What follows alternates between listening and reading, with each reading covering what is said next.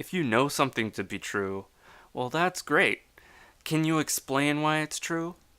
If you can't explain in detail why it's true, then you have faith. It doesn't matter if you admit that you could be wrong. If you can't explain your position, then you have faith. It doesn't matter if you disagree with someone and you're just waiting for proof from them. If you can't explain your position, you have faith.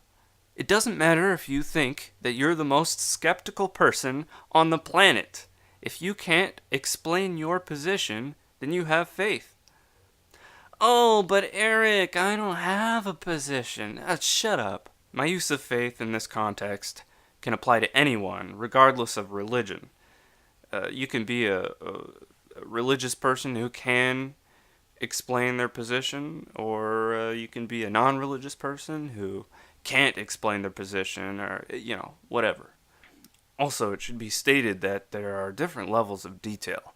For instance, a biblical scholar might limit themselves to biblical text, whereas I would not. I'm the kind of person to ask a question like, if resurrection is possible, then by what physical mechanism could a resurrection occur? A resurrection of one's entire mind and body. They've been dead for 100 years and you've been resurrected. By what physical mechanism? And you might be saying, "Oh, Eric, that's reductionism," or "Oh, Eric, those are miracles." And to that I say, well, curing diseases is a miracle. Childbirth is a miracle. And those things are physical things that happen in the physical plane, and they have physical mechanisms. And to explain physical mechanisms in detail, you use reductionism. The absolute state of religion in the West is weak and disjointed, but an interesting experiment. Because you have all these different weird new religions interacting with each other. And in my experience, the groups with the most extreme faith are the ones who consider themselves irreligious. Atheist physicalists, relativist idealists, simulation theory dualists, and New Age monists. And the people who believe in all those things even though they contradict each other. I mean, people are so faithful these days, they don't know which way is up. The scientific method is great for scientists trying to understand or explain things in detail, but the scientific method is not so great for giving the masses a stable and unchanging source of truth for them to base their decisions off of. And if they don't have a religion, they're going to turn science into their religion. In my recent video entitled "Simulation Theory is Wrong," I make the argument that simulation theory and Genesis in the Bible are both obviously dualist in the same way. So if you believe in one but you don't believe in the other, then there's some fundamental issue with your belief. However, from the numerous Christians who reacted to the video, the average common response was, "Ha! See? Simulation theory people are subconsciously Christian." Well, I want to ask whether Christianity is actually dualism. I don't know. I have a lot of evidence which would suggest to me that Christianity is totally, officially monist and not dualist.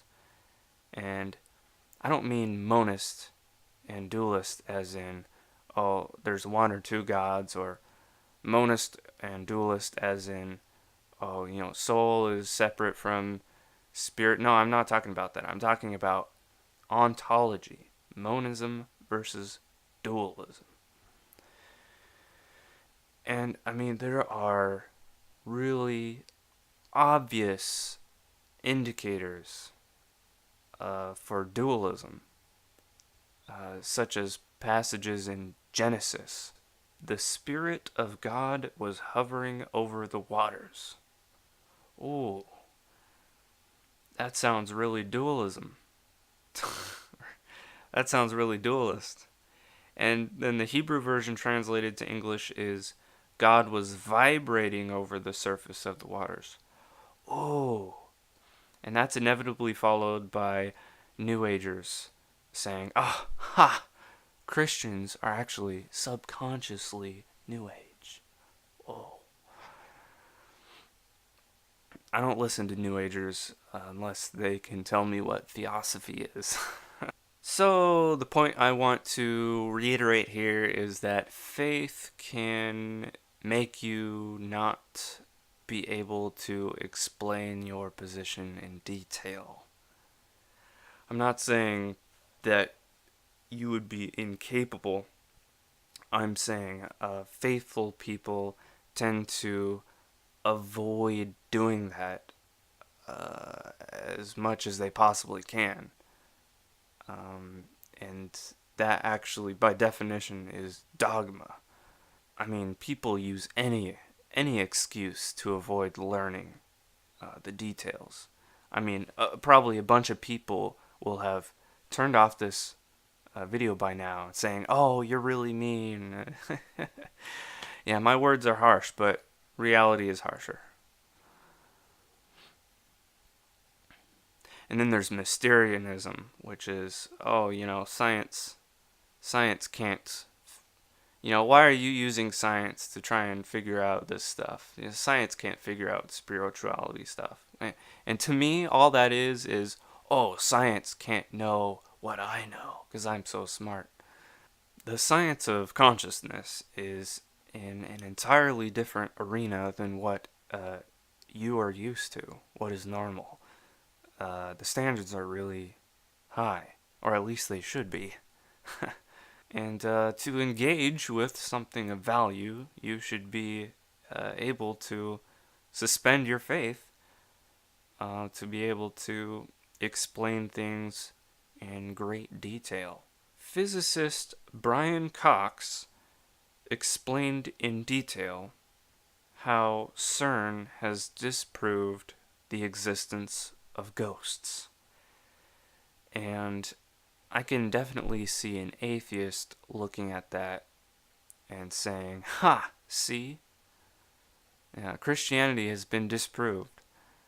But if you have even a basic inkling of knowledge of basic ontology, if you know the difference between monism and dualism, then you will realize that this statement about ghosts is merely evidence in a long line of scientific evidence against dualism.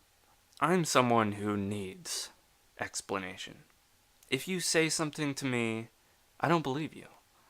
It needs to be explained. If you tell me that, well, Christianity is obviously dualism, I don't believe you. That needs to be explained. Maybe Christianity never has and never will define itself to that level of detail. And maybe it's supposed to be that way. And so I should just give up on trying to understand, categorized Christianity. Maybe I should just,